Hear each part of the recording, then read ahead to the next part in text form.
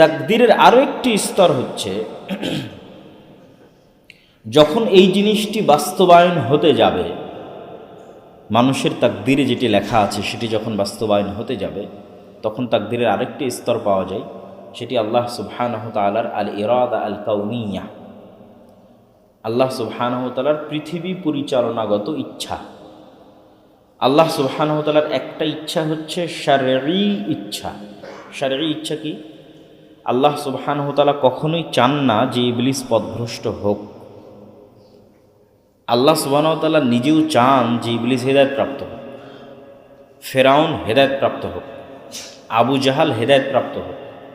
তাদেরকে হেদায়েত করার জন্যই তো মুসাকে পাঠিয়েছেন, তাদেরকে হেদায়েত করার জন্যই তো মুহাম্মদ সাল্লাল্লাহু আলাইহি ওয়াসাল্লামকে পাঠিয়েছেন। তো দুনিয়ার কোনো মানুষ পথভ্রষ্ট হোক এটা আল্লাহ সুবহানাহু ওয়া তাআলা চান না।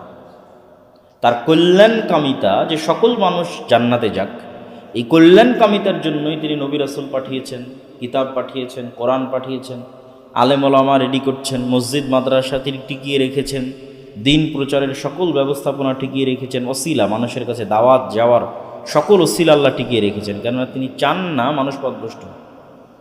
এখন তারপরেও যখন মানুষ পথভ্রষ্ট হচ্ছে তখন আল্লাহ জোরও করেন না।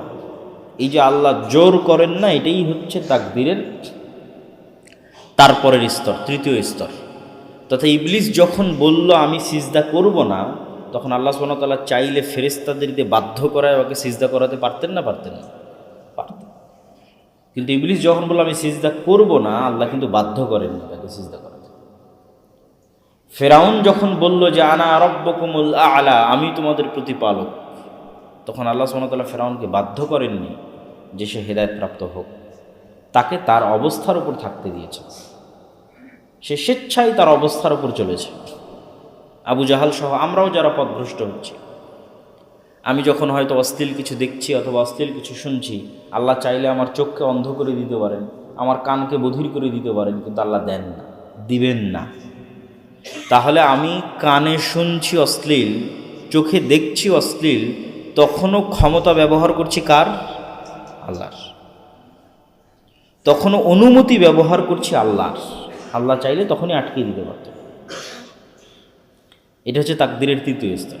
তো আমরা আলোচনা করছিলাম যে লাইলাতুল কদরের রাতে, এটিকে তাকদীর নির্ধারণের রাত বলা হয়। এই রাতে মূলত আগামী 1 বছরের বিষয়গুলো লিপিবদ্ধ করা হয় এবং উম্মুল কিতাব থেকে কপি করা হয়, তথা লাউহে মাহফুজের যে কিতাবে সকল কিছু লিপিবদ্ধ করা আছে সেটি থেকে কপি করা হয়।